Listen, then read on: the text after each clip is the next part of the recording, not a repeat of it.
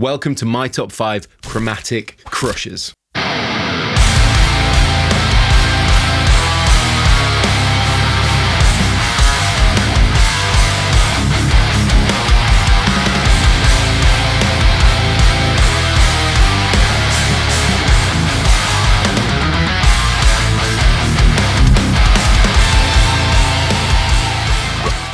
Alright guys, how you doing? It's Rabea, hope you're all good. So, thank you all for watching my first in hopefully many videos on top 5 riffs. I love riffs, I'm going to share them with you. Riffs that I newly discover, riffs that I've loved for many years, all sorts of different shapes and sizes, and just to share them with you really, because it's loads of fun. I had a great time doing the last episode. If you didn't see that episode, it's called Top 5 Riffs That Make Me Grimace with Joyful Disgust.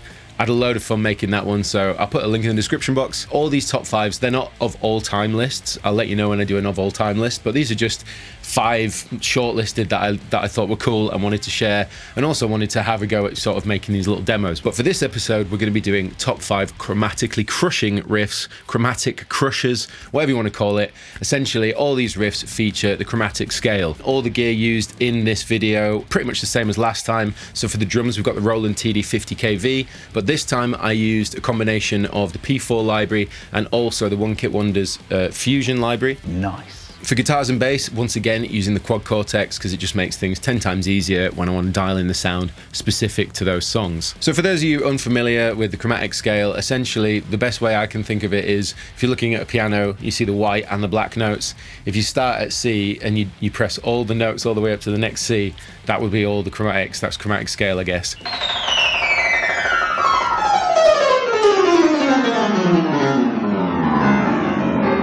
That escalated quickly. Think about that famous motif from the film Jaws. It's a flattened second interval, but it's also a chromatic sound. Dana, Dana, Dana, I'm gonna eat y'all. I'm gonna eat that hairy leg. We're looking at riffs that really do feature the chromatic scale in one way or another to create a cool riff. Okay, so let's start with number 5. This riff actually came to my attention from a long time ago, actually. It was me and John were chatting about this episode, and I was like, I need to think of riffs that feature chromaticism. And he mentioned this band, and I was like, oh my god, I have not listened to that band since I was about 18. And this particular riff is from their 1994 album. It's a big, chubby riff, and I had a load of fun doing the drums on this one, so check it out.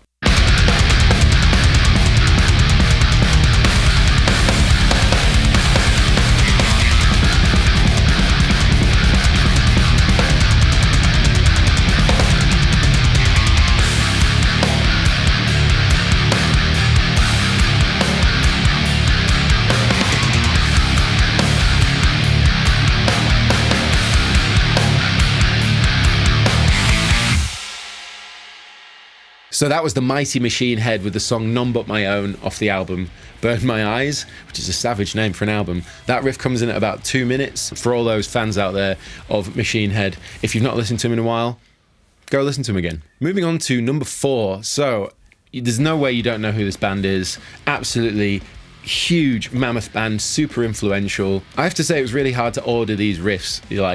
You may be wondering, how is it here and not lower down? It was just difficult, and I had to sort of choose my musical preference in terms of the way it sounded and the way the riff was put across as to which order they were in. But anyway, check out riff number 4.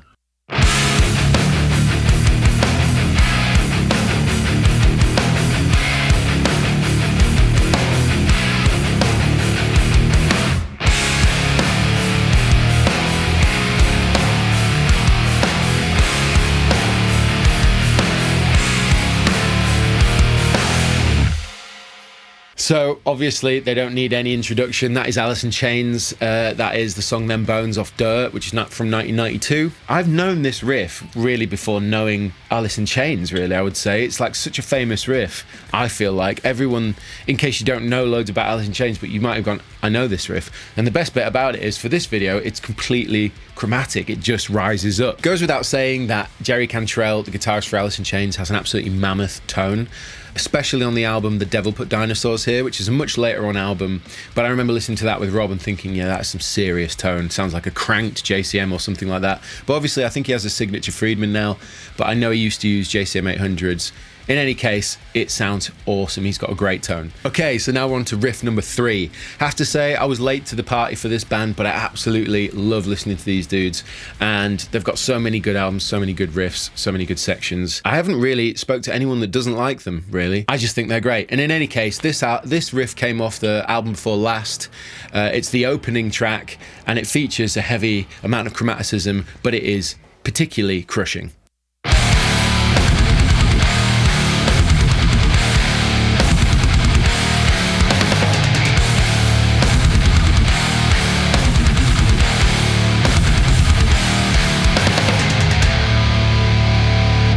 So there you go, that was Gojira with Silvera, and that comes from the album Magma. Obviously, for this track, I did use Archetype Gojira by Neural DSP, because obviously that's going to get me the closest guitar sound. It's a banging riff, and it's just, you know, descending chromaticism with that cool, like, flat 5 turnaround thing. There you go, that was Gojira, Silvera.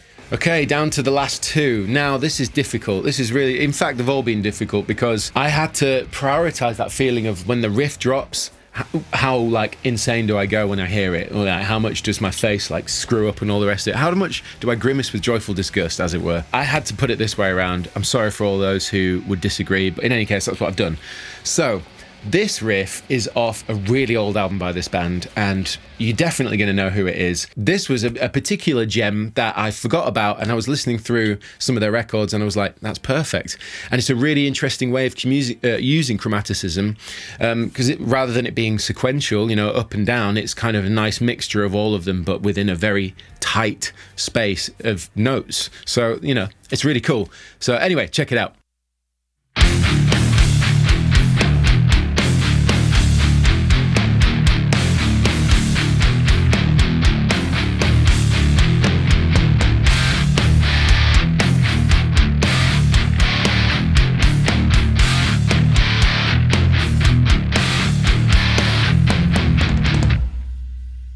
Of course, that was Tool with the song The Patient from Lateralis, which is an absolutely incredible album. For most, it's their best album. For me, 10,000 Days is my favourite album, but Lateralis is huge.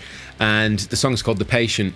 That riff comes in around 4-5 minutes, something like that, and it's really cool. It's really disorientating, and of course Danny Carey's playing across Adam Jones, and it's just sounding really interesting, like the way it works, but it does give you that sense of disorientation, but then it opens up, and it's just really cool. And in fact, the way to play it was interesting, having to open certain notes from palm muting and then having to palm mute them again in such a way that it felt quite unnatural at first, but it was great fun doing this one. The hardest part was playing the drums for that. Before we get to number 1, I had to do some honourable mentions for this episode, because there was loads of riffs, and I'm sure you're going to suggest loads more, but off the top of my head, chatting to some mates, we came up with a few, and I was like, oh, I'd love to feature that, but, you know, there are better riffs, or there are different riffs, or like more appropriate riffs, should I say.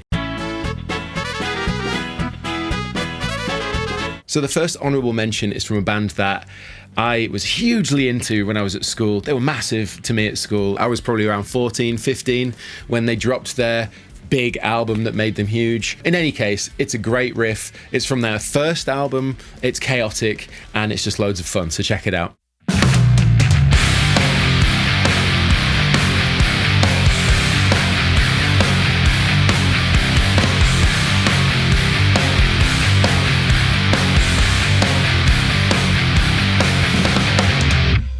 So of course, that was System of a Down. The album is System of a Down, and the song is called Sugar. Now, I was a huge fan of System of a Down when they came out. They're just so fun, unique, and instantly recognisable sound-wise. That's a great riff, and it features chromaticism once again. It's just straightforward, but it's loads of fun, and it just reminded me of being at school and skating and just hanging out and listening to that kind of music, so I wanted to feature that one for sure. Now, this riff, in case you were wondering why it's not in the main list, is because I featured them in the last top 5 that I did, and I figured it would be kind of unfair to keep bringing them back. I mean, there'll be plenty of bands that do feature more than once in this series, because, you know, there are certain bands I really love, and this is one of them. In any case, this is a great example of using chromaticism in a crushing way. So without further ado, let's check it out.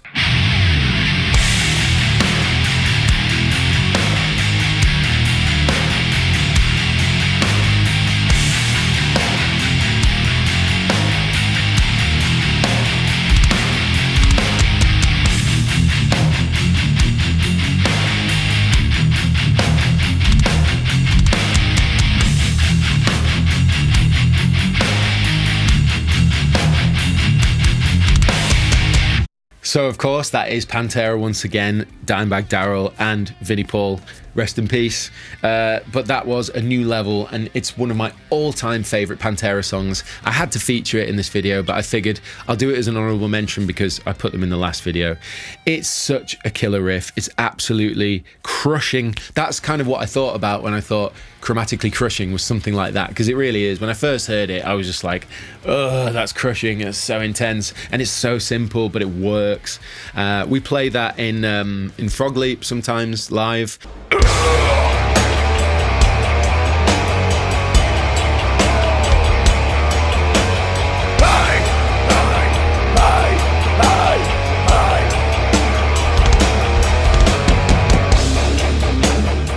And in fact, the dime guitar that you saw me use in the last video, if you watched it, where we played I'm Broken, I was using the dime guitar that I got gifted by Leo, who's a legend, from Frog Leap Studios, on my 30th birthday, right before playing our version of A New Level.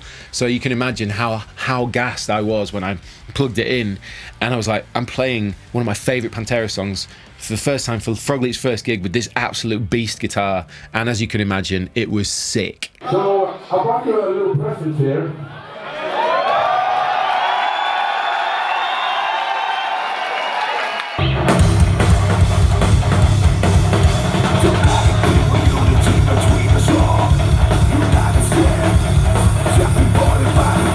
Okay, so now we've done the honourable mentions, we are now at the #1 spot. This is my #1 choice for chromatically crushing riffs. And the reason I chose this riff is because it's mega simple, it's super powerful, it definitely crushes. And I remember the first time I heard it, I was absolutely just like bouncing off the walls in my room. I remember I must have been again 14, 15. Again, it was around the same time I was discovering heavier music. This album was huge for them. It was also my favorite album that they did. The music video is absolutely outstanding. I won't say any more, but this riff, when it drops, I was like, that is unreal. So without further ado, go.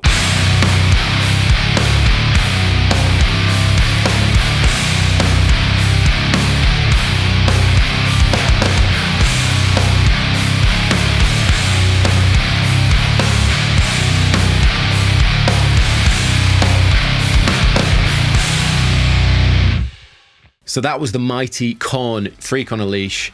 Was such a big tune. That riff drops about halfway through. It is awesome. And I remember in the music video where the bullets dancing around the room and then it all just goes nuts. And it's just an ascending chromatic thing, and then it drops. And it's so chunky, so powerful. Gives you that sense like the song's just gone, whoa, like, okay, now everything's kicked off.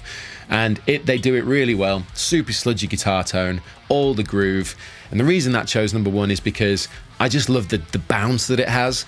For me, riffs, my favorite riffs are the ones that give me the feelings the most. And with that one, when it dropped and when it bounced, I was just like, oh, it's such a crushing riff. That's so good. So there we go. That is my next top 5 video for chromatically crushing riffs. Really hope you've enjoyed this episode. I've really enjoyed making it. Once again, I'll put a link in the description box to riffs that make me grimace with joyful disgust.